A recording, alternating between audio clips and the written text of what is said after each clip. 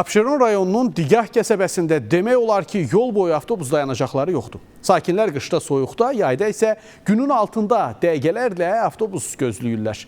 Ərazidə nəinki üstü örtülü dayanacaq, heç oturacaq da mövcud deyil. Sakinlər məsələ ilə bağlı dəfələrlə aidiyyatı qurumlara müraciət etsələr də problemə əncam çəkən olmayıb. Elə odur ki, əməkdaşlarımız həmin əraziyə gediblər. İzləyək. 15 ildən artıqdır burada yaşayırıq. Burada astanovka yoxdur.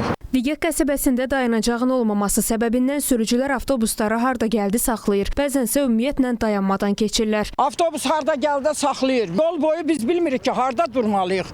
Astanovka olsa hamı yığışar bir yerdə durar. Avtobus da bilər ki, gəlib burada dayanacaq, sərnişinləri götürəcək. Təxminən 2 kilometr var. Orada bir dənə astanovka qurublar.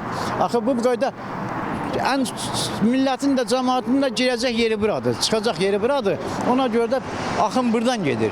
Aparıblar, lazımsız olmayan yerdə qoyublar. Üstü örtülü dayanacaqların olmaması isə xüsusilə qışın soyuğunda və yayın istisində avtobus gözləyən sərnişinlər üçün ciddi çətinlik yaradır. Səhər qar yağacaq, burada dayanmağa yer yoxdur. Astanovka olmasa mümkün deyil. Burada heç bir hərəkət eləmək olmur. Şikayət eləmişik, ancaq şikayətimizə baxmayıblar. 3 kilometr, 4 kilometrdir ki, astanovka yoxdur burada. Harada gəldi, saxlayıb, məsələn, bir sağ ki, buradır, deyilib, burada dayanıq. Orada gəldi, yolda saxlayırlar, bəzi vaxtda heç saxlamırlar da.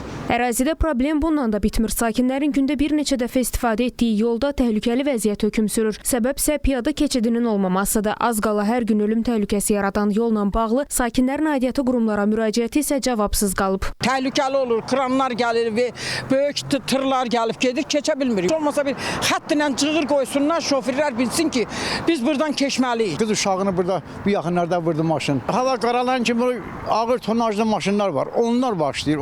Ümumiyyətlə mümkün olmur. Avtobus yazıq şoför onu necə saxlasın orada?